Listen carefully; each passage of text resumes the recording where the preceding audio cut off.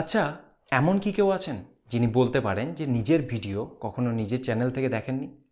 আশা করি কেউ নেই।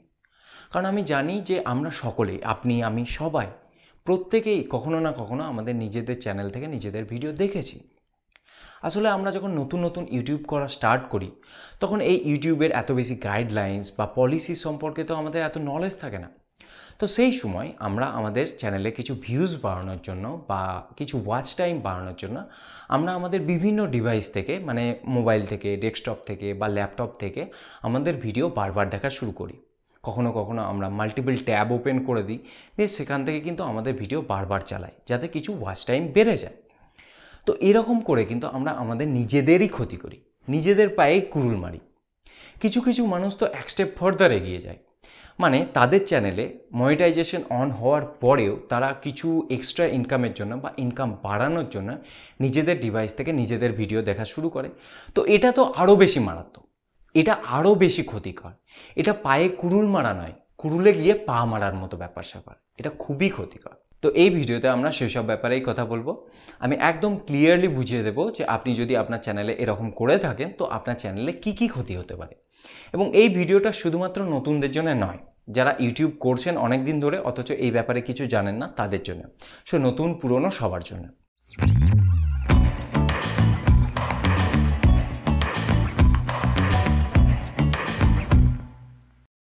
আপনার চ্যানেলে কী কী ক্ষতি হতে পারে সেটা বলার আগে আমি এটা বলে নিই যে এই ভিডিওতে আমি যেসব ইনফরমেশন দেব সেগুলো কোনোটাই আমার ব্যক্তিগত মতামত নয়। ইউটিউব পলিসিসে যেটা লেখা আছে আমি এক্স্যাক্টলি সেটাই রিপ্রেজেন্ট করছি আপনাদের সামনে। আপনারা চাইলে কিন্তু পলিসিটা পড়তে পারেন, আমি ডেসক্রিপশনে এই পলিসির লিঙ্ক দিয়ে দেবো। ওকে, সো এবার টপিকে আসি। তো চ্যানেলে কী কী ক্ষতি হতে পারে। First, your videos will be labelled as low quality playbacks. মানে আপনার ভিডিওকে লো কোয়ালিটি প্লেব্যাক্সের আওতায় ধরা হবে। তো এই লো কোয়ালিটি প্লেব্যাক্স কী আমি বুঝিয়ে দেবো যে লো কোয়ালিটি প্লেব্যাক্স কী, বাট তার আগে দেখে নেব যে পলিসিতে কী বলা হয়েছে। তো পলিসিতে বলা হচ্ছে যে using multiple devices to watch the same video and streaming the same video across multiple windows and tabs আর example of low quality playbacks. মানে ধরুন আপনি আপনার মাল্টিপল ডিভাইস থেকে, মানে একাধিক ডিভাইস থেকে আপনার ভিডিওকে যদি বারবার চালান, মানে মোবাইল থেকে, ল্যাপটপ থেকে বা ডেস্কটপ থেকে বারবার যদি আপনার ভিডিওকে চালান, বা একই ডিভাইসে যদি মাল্টিপল উইন্ডোজকে ওপেন করে সেই ভিডিওকে বারবার প্লেব্যাক করেন, তো তাহলে কিন্তু আপনার ভিডিওকে লো কোয়ালিটি প্লেব্যাক্সের আওতায় ধরা হবে। আমি জিনিসটাকে আরও একটু সিম্পলিফাই করে দিচ্ছি কিভাবে এটা হচ্ছে। এটা এর জন্য হচ্ছে কারণ ধরুন আপনি আপনার যে ডিভাইস থেকে আপনার ওই ইউটিউব চ্যানেলটাকে মেনটেন করছেন, মানে ধরুন আপনি আপনার ডেস্কটপ থেকে মেনটেন করছেন আপনার ইউটিউব চ্যানেলটাকে। তো সেই ডেস্কটপে আপনি সেই ইমেল আইডি দিয়ে লগ ইন করেছেন, যে ইমেল আইডিটা আপনার ইউটিউব চ্যানেলে ইউজ করেছেন। তো সেই ডিভাইসের আইপি অ্যাড্রেস কিন্তু ইউটিউব ট্র্যাক করে নিচ্ছে। ওকে, তো ইউটিউব বুঝতে পারছে যে এই ডিভাইস থেকে কিন্তু বারবার প্লেব্যাক করা হচ্ছে, ভিডিওটাকে চালানো হচ্ছে।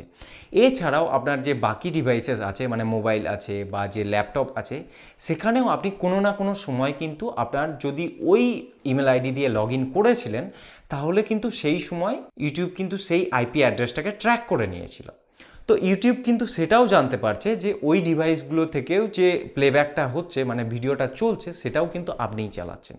তো ইউটিউব কিন্তু এই পুরো বিষয়টাকে ভালোভাবে নিচ্ছে না এবং এই জন্যেই এটাকে লো কোয়ালিটি প্লেব্যাক্সের আন্ডারে ধরে নিচ্ছে।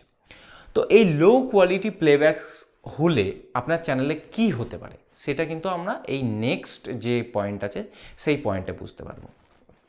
তো নেক্সট পয়েন্ট আমাদের হচ্ছে freezing YouTube metrics, discarding YouTube channels. মানে ইউটিউব আপনার চ্যানেলকে ফ্রিজ করে দিতে পারে, আপনার চ্যানেলের ভিউজকে ফ্রিজ করে দিতে পারে এবং চ্যানেলকে বাতিল করে দিতে পারে। এটা হলো আমাদের সেকেন্ড পয়েন্ট। এটা দ্বিতীয় ক্ষতি যেটা, সেটা এটা হবে। মানে কি, জিনিসটাকে আরও একটু সিম্পলিফাই করে দেবো, বাট তার আগে আমরা একবার দেখে নেব যে আমাদের ইউটিউব পলিসিতে কি বলা হচ্ছে। ইউটিউব পলিসিতে দেখুন ক্লিয়ারলি বলা হচ্ছে যে YouTube may temporary slow down, freeze or change your metric count and discard low quality playbacks. মানে ইউটিউব কিন্তু এখানে ক্লিয়ারলি বলে দিচ্ছে যে ইউটিউবে যদি এরকম লো কোয়ালিটি প্লেব্যাকস করা হয় তো তাহলে কিন্তু ইউটিউব আপনার চ্যানেলের ভিউজকে ফ্রিজ করে দেবে, মানে ইউটিউবের চ্যানেলে আপনার ভিউজ দাঁড়িয়ে যাবে। আপনার এগোবে না। মানে ধরুন আপনার ভিডিওতে ভিউজ আসবে, মানে মানুষ আপনার ভিডিওকে দেখবে, অথচ কিন্তু ভিউ বাড়বে না, এটা হতে পারে।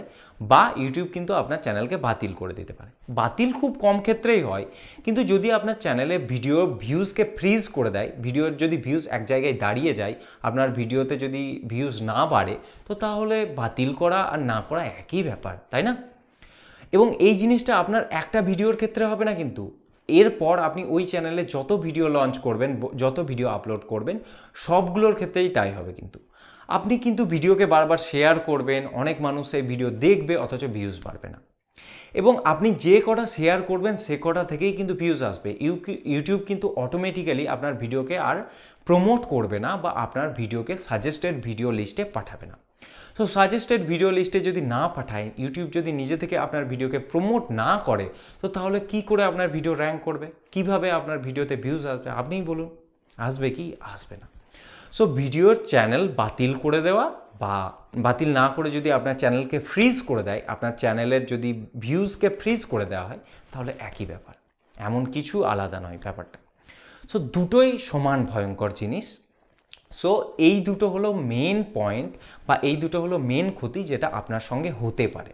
এই প্রবলেম আমিও ফেস করেছি, আমার একটা পুরনো চ্যানেলের ক্ষেত্রেও হয়েছিল, আমিও এই প্রবলেম ফেস করেছি, আমার চ্যানেলে ভিডিও ফ্রিজ করা হয়েছিল। সেই জন্য আমি ভুক্তভোগী, আমি জিনিসটা জানি, এই জন্য আমি এটার উপর ভিডিও বানালাম এবং আপনাদেরকেও জানালাম, যাতে আপনারা এই ভুলটা না করেন। এবং আমি বলবো যে যেচে ভুল করতে যাবেন না।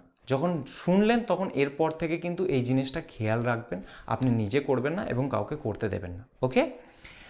এবং যদি একবার এটা হয়ে থাকে, আপনি যদি অলরেডি করে ফেলেছেন, তখন একটাই কাজ করতে পারেন, আপনি জাস্ট ওই চ্যানেলে কাজ করা বন্ধ করে নতুন ইমেল আইডি দিয়ে একটা নতুন চ্যানেল তৈরি করে সেখানে ওই ভিডিওগুলো আপনার আপলোড করতে পারেন, ঠিক আছে? এটাই কিন্তু আপনি করতে পারেন। ওই চ্যানেলে কাজ করে কিন্তু আর কোনো লাভ হবে না। সো এই জিনিসগুলো খেয়াল রাখবেন, এবং আগামী দিনে যেন এইসব ভুল না হয় সেটাও কিন্তু মাথায় রাখবেন, ঠিক আছে? ধন্যবাদ। এই সম্পর্কে আর কোনো রকম প্রশ্ন থাকলে জানাবেন।